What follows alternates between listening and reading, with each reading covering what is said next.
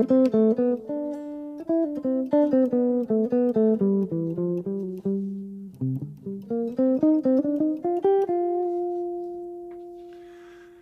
folks, welcome to our guitar and improvisation live stream.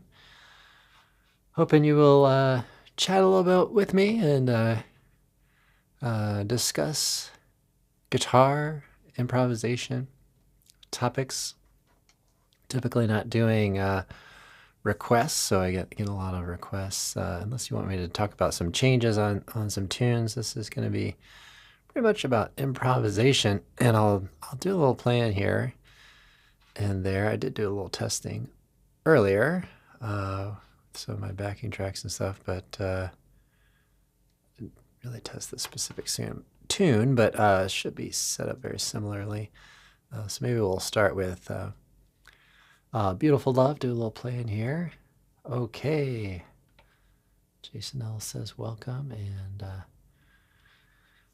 hopefully just confirm that we have audio. I had a little issue last time about that. I'm going to do a little playing on Beautiful Love, which looks like it's queued up here and ready to go. Hope everybody's enjoying their holidays season. A little playing on Beautiful Love here.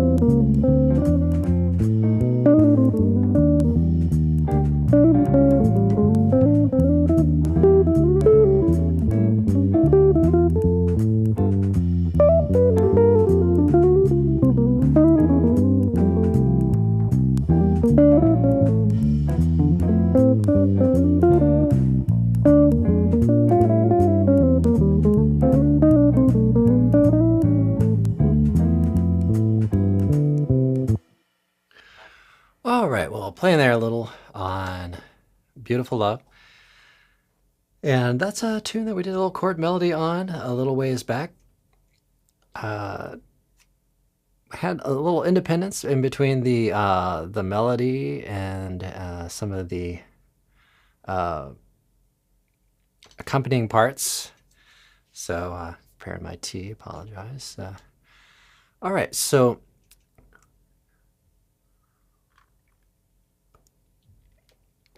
one tune that I'm going to cue up here a little bit later is a tune called St. Thomas, which I did a melody video on a couple of weeks ago.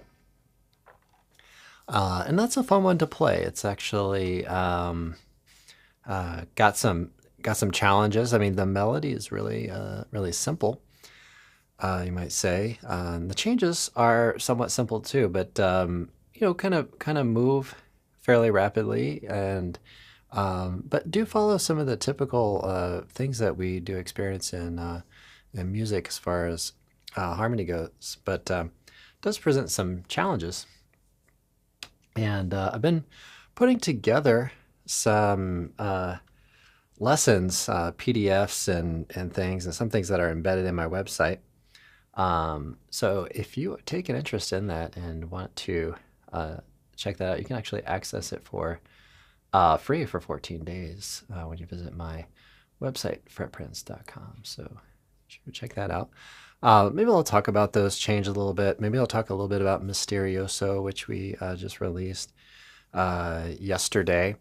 Kind of an interesting thing that we've been doing on a couple of these arrangements. We have these larger intervals or intervals of sixths, right? And so when you play here,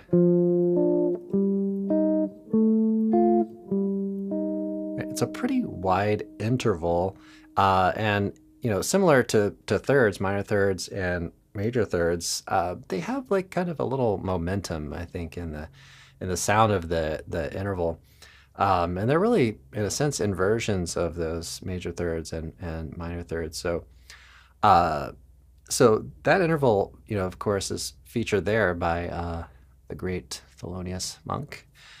But I also put together an arrangement on Mele Kalikimaka a few weeks ago, which also features, for the most part, that interval.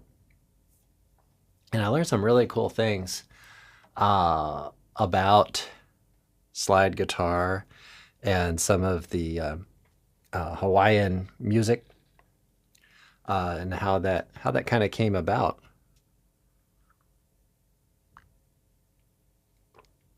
And I've been interested in Hawaiian music for a while now, and I've never been to Hawaii, so maybe someday I will go. But as you can see here in the background behind me, we have several ukuleles, and I may start featuring a little ukulele playing. I've got an electric here on my right, which I intend to start playing a little bit.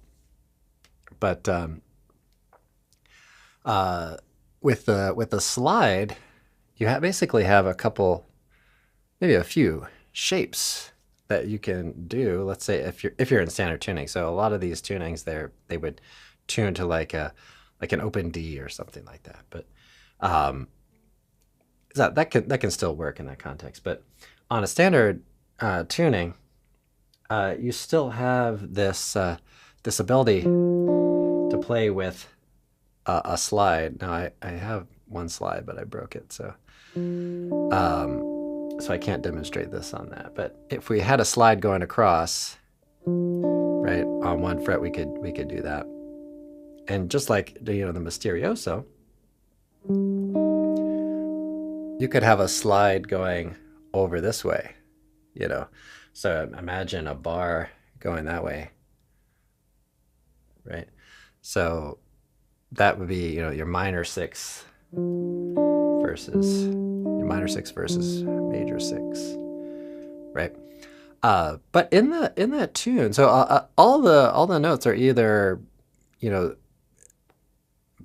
minor and major sixth or minor and major thirds. Similarly, you can play those, on one fret going across, and then, imagine a bar that's going a little bit later. That would be sideways. Okay, so if you had,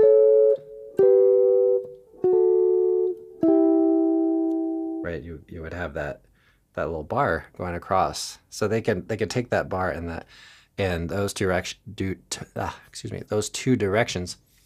But there is another direction that sometimes they play, which is the minor 7, which would go kind of in the opposite direction. So it's really cool just watching some videos on people who play lap steel and pedal steel and all that, and that's how that came about within the country guitar world. So I hadn't realized that connection between Hawaii and the Nashville, Tennessee kind of country sound.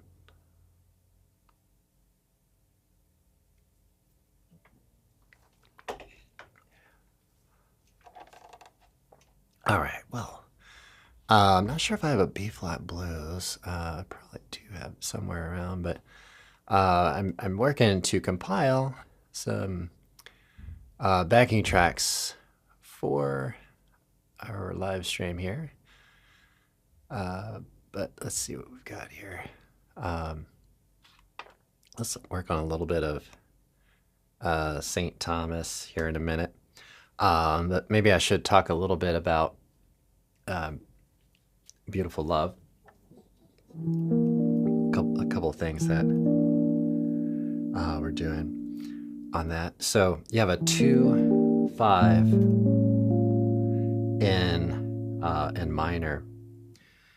Now, when you get to the minor, you could have chords like D minor 7. You could have chords like D minor 6, or even D minor major 7. I think in that early solo, I think I played a major 7 on one of those D minors at some point. So minor, there's a little bit of room and flexibility in some of those tones that are above the 5th. Right? And sometimes on tunes, you'll hear a little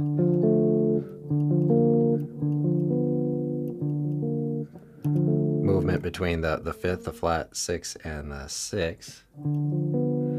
But in the chord melody arrangement on Beautiful Love, I featured the natural 6 and the major 7. So you get an interesting sound with a minor major 7. It might sound a little outside. Okay. So we have the minor major 7. So very cool sound there. And well, to get up and running on some of these minor type tunes, good starting point is to be aware of the harmonic minor scale to play over the dominant. So on A7, and you can use this even over E minor 7 flat 5. You can play harmonic minor, D harmonic minor, which is commonly known as A Phrygian dominant when you use it from the dominant, which is kind of typical placement. So I thought, yeah, I'd talk a little bit about that Beautiful Love tune since I played it a little bit earlier. But having the E minor 7 flat 5, you want to be able to develop some language on that. If you're aware of pentatonics, you can take a let's say I'm on an E minor 7 flat 5. You could take a E minor pentatonic, which most folks know pretty well, and flat the 5. Just alter the pentatonic. And then you have a easy, simple solution for improvising on that sound. And another thing about that is that this tone on an E minor 7 flat 5, the A, is a typical. It comes up a lot in a lot of tunes and a lot of playing. So that's already in there, right? So you get the root flat 3, 11, flat 5, flat 7, back to the root. So you have a lot of things that are really nice and easy, nice and compatible there. All right, get predominant. That is the B flat 7. So it's pretty commonplace on minor tunes. So like a D minor blues and all that. All right, folks. Well, I'm going to do a little playing here on St. Thomas queued up here.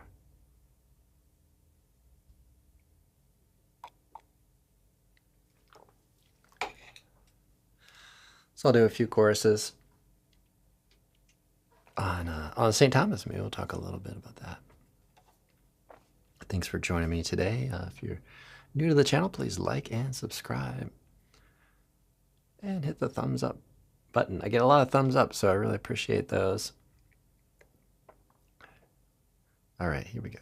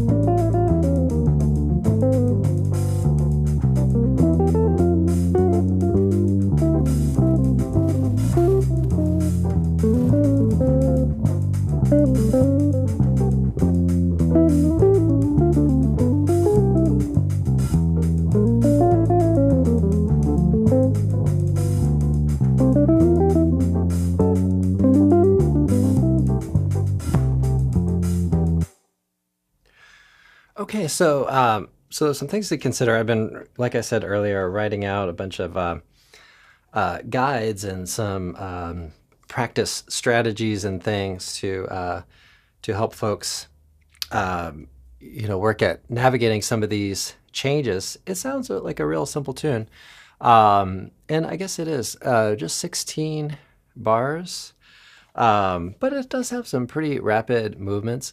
I remember when I was in grad school for jazz studies, transcribed this great solo on saxophone Colossus.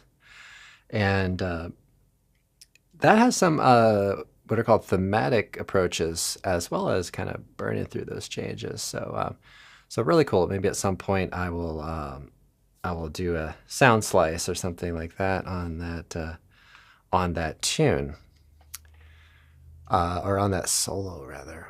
All right, well, let's talk about these changes. So I've got included in this little motion to the F7, right? So we're going from C to F7.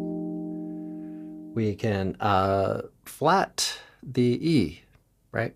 Simple as that. Keep everything else kind of the same, and then flat the E. So,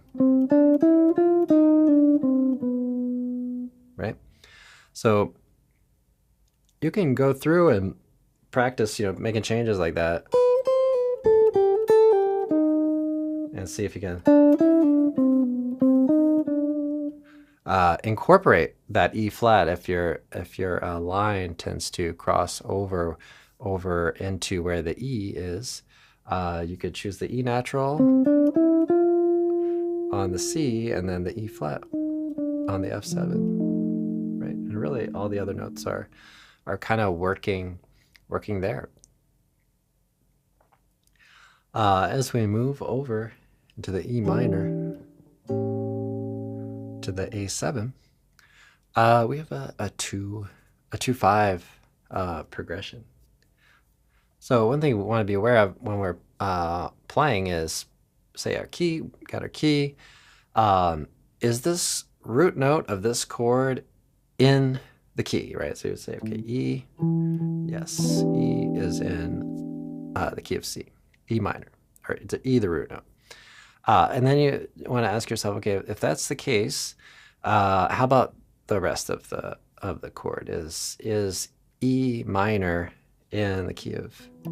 You say, yeah, no problem. Okay, so that's an awareness thing for playing on tunes. Is the root note of the chord in the key that you're in, and if so, is the chord quality also in that? So let's take a look at the next chord, A7. So you say, okay, well, we're in the key of C. Yes, there is an A, but A is minor in the key of C,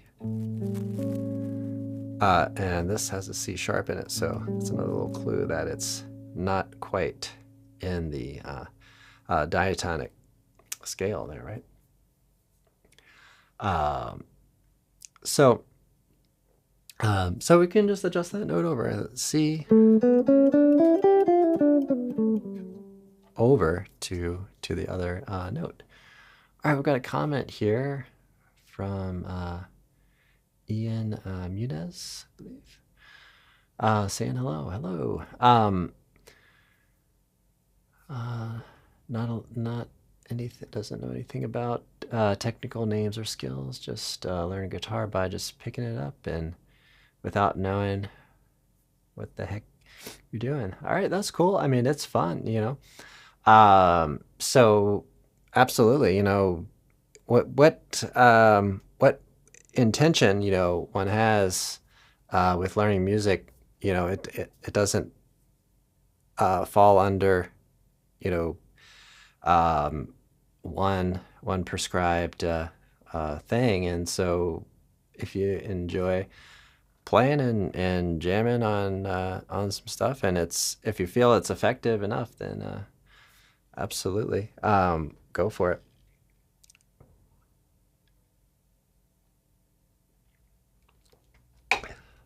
And there are those players, very, you know, great players, who probably have very little knowledge. It's hard to really speak for people, you know. One thing I'll say, I mean, I'll speak about my own personal kind of thing on this is, over the years, I've actually learned a lot from my. I know it sounds kind of funny, but learned a lot from my students. You know, things like I remember when I was teaching. Well, maybe I'll give an idea of when I started teaching, and started feeling like there was a path for me in guitar and stuff. You know, I was taking some lessons from a guy and in a college, and so I was studying some.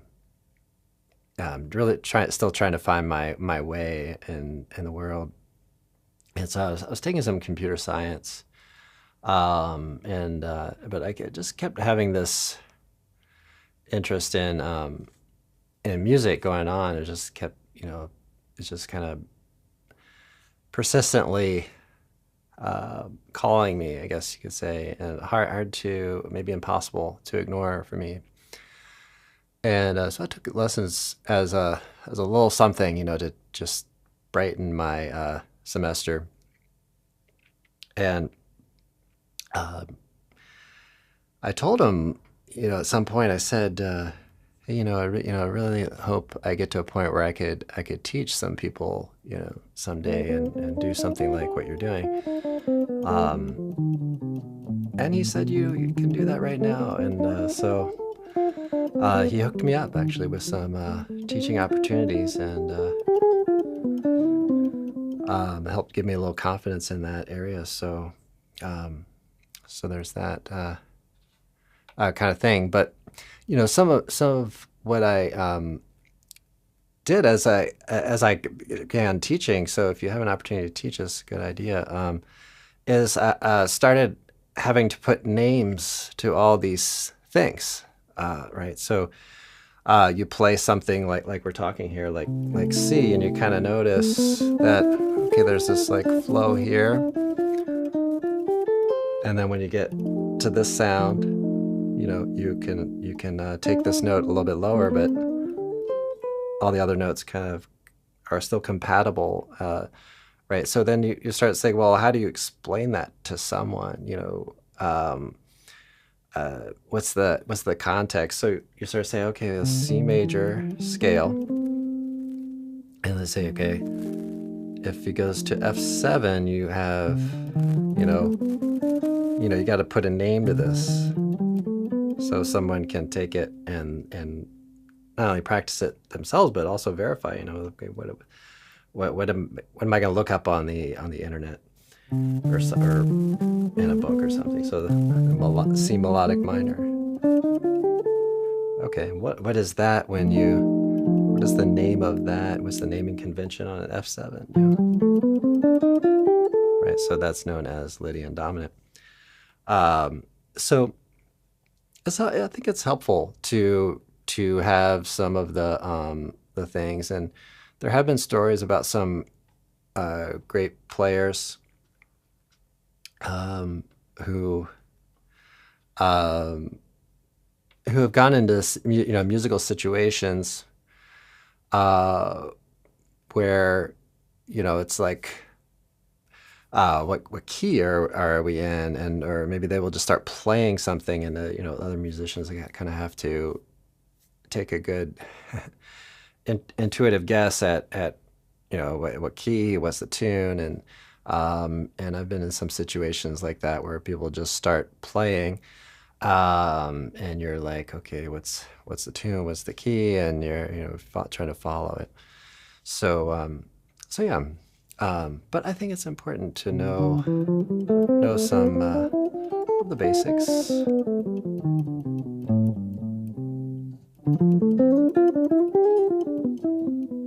And one of my early teachers, Walter Nemeth, um, he encouraged me to really know uh, know what I'm doing, or know what I'm going after. He was with the Buddy Rich Band for 10 years, and I've studied some of his solos, and I really took his advice on that, and I think like the way he put it to me was, if you're um, playing blues and stuff, or rock, um, you can, a person, not me directly, but a person can, do that thing. But when it comes to like jazz and some of the involved tunes, um, like let's say giant steps, if you play giant steps,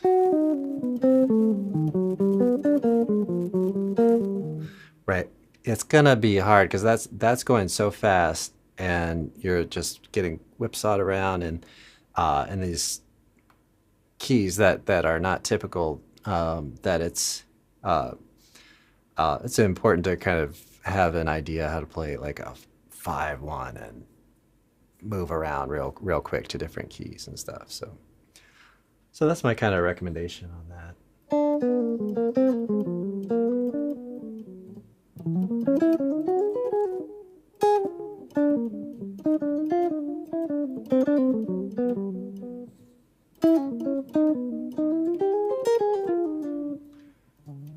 Uh, so so I'm very grateful that I followed that recommendation. Although our my lesson time with with Walter Namath was not always um, polka dots and moonbeams, so to speak. Um, but anyway, I could tell some interesting stories.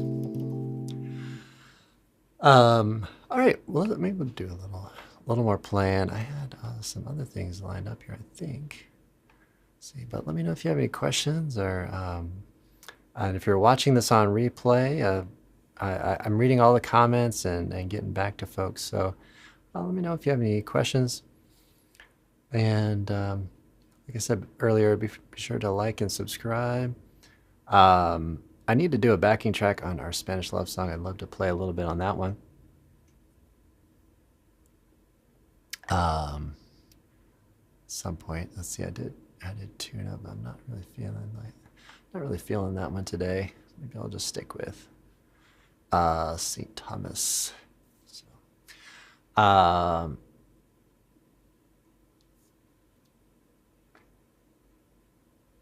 oh, okay. Yeah, I mean, so the thing I would say is, so I'm reading it. I'll read the comment. So sort of saying, still don't know anything. Feeling like a failure. If you don't know yourself. Well, just, gradually learn. There's a lot of information out there. Start with like a standard blues, like a B flat blues, and maybe play, just a B flat minor pentatonic.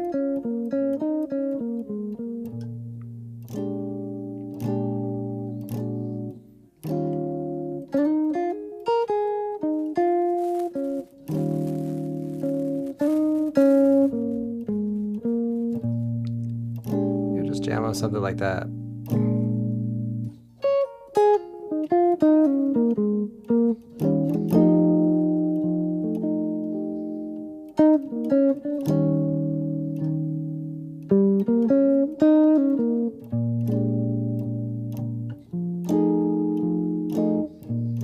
You'll learn some shell voicings and stuff.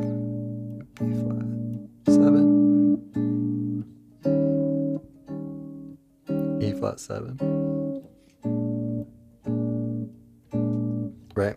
So, the blues is a good place to start. If you're just trying to get a little knowledge going, and you play the minor pentatonic over everything. And then, once you get that going, maybe learn a little bit of how mixolydian works. And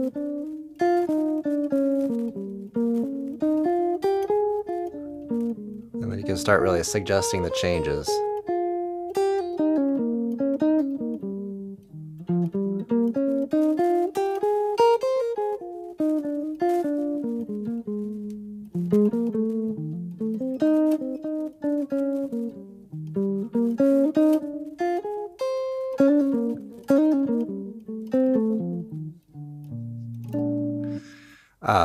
And just get into a little kind of playing a little bit of the changes. Start small and just build on it. So if you know the pentatonic maybe a little bit and all that, but take lessons, from someone, and get some guidance, even if it's just for a little bit, and you'll succeed.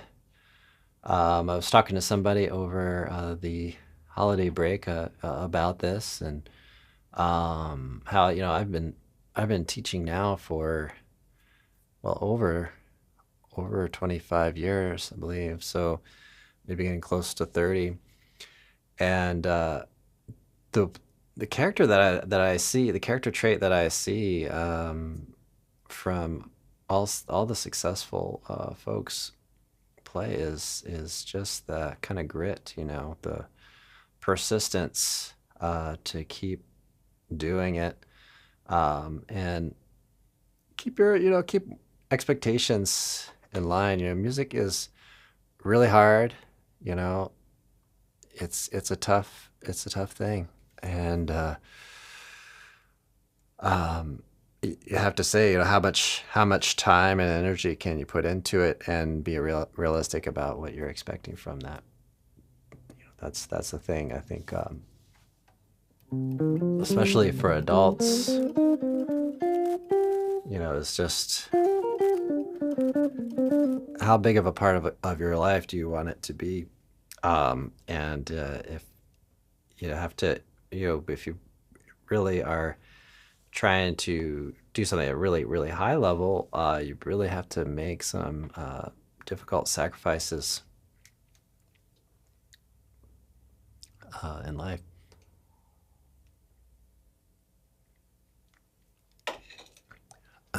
But if you're, retired or something, you can really probably spend a lot of time on it.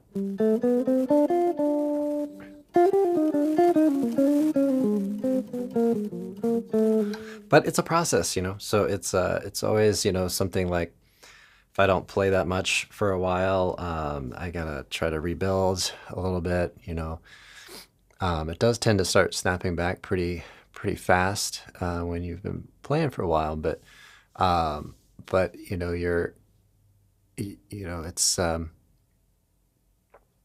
something that is a process. If you stop playing for a while, it's gonna you're gonna lose some of your things, and then rebuild your chops and work with it.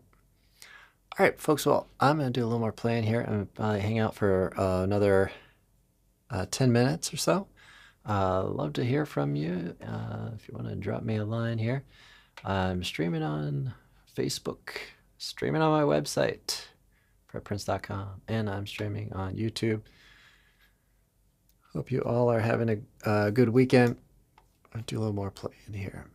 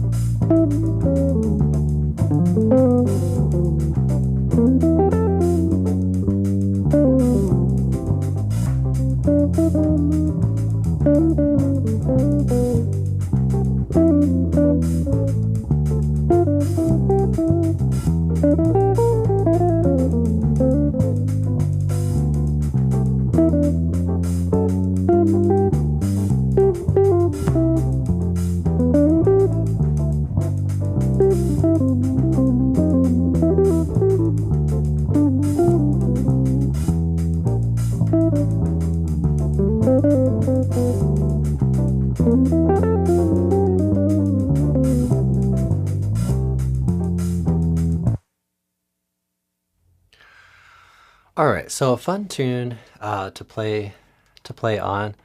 Oh, thanks so much for subscribing. I'm glad you're enjoying this live stream and all of that. So yeah, thanks for subscribing. I really appreciate it. So yeah, mission here is to bring methods and information for folks to do the guitar thing, improvise, and there's a lot of information out for all of us, and so I'm really trying to gear things over to getting methods out there to use this information to improvise effectively on tunes, and sharing some of the process of what I've done over the years and stuff like that. So okay, and so 2025 is coming to an end. I really try to step things up in a big way this year. In the past, and it's been like 10 years, I've been trying to get a tune out when I can, and maybe having some large gaps in between. But for the majority of this year, I've released a melody video lesson once per week. So, and those are all found in a playlist called Learn Tunes. So if you look at my homepage on the YouTube, what do you call that? That main page. There's going to be some playlists and stuff. So be sure to check that out. I'm trying to, see if I can get as many tunes for folks to learn that are commonly played in jam sessions and gigs and stuff like that. So I think we've got a couple hundred tunes going on there. And so I'm going to continue doing that this next year. And I plan to also have a different style of video coming out in the midweek, probably on Wednesdays, which will be geared more towards improvisation, question answer. Maybe I'll record myself playing a bit and talk a little bit about it. So thanks for being a part of this whole thing, and hopefully you enjoy this new series. This should be starting very soon. This week has been kind of a casual time of year.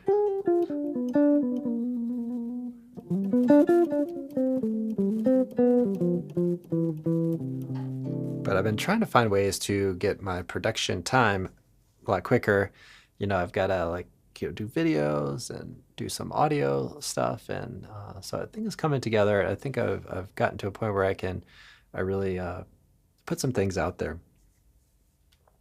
pretty quick. So, all right, thanks everybody for joining me today, and really appreciate it. I hope everybody's having a nice holiday season, and we had a good Christmas here, a really good time, and let's see, next up is New Year's coming up, so looking forward to that as well this midweek.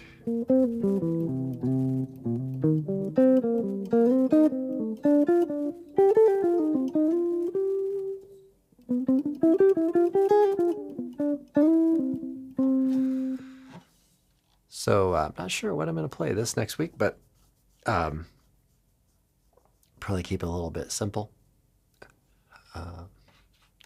for this time. But thanks everybody for joining me today. You'll play once again on Beautiful Love. Do a little jamming on that tune.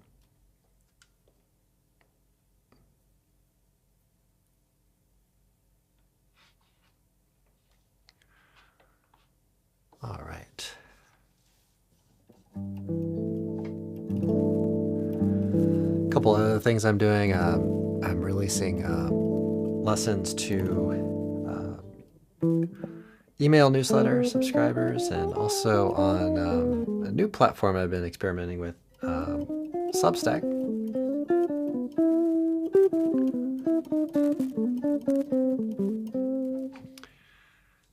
So if you're interested, check those out. I've got more about those things in the description.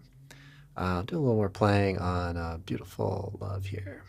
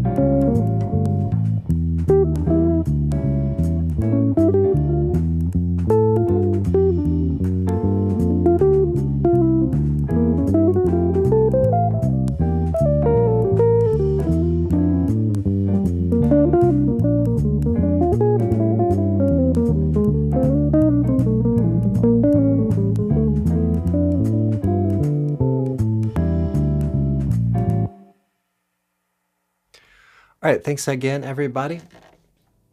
No, this is not the George Benson. This is the AS 200 from the late 2000 teens, I believe.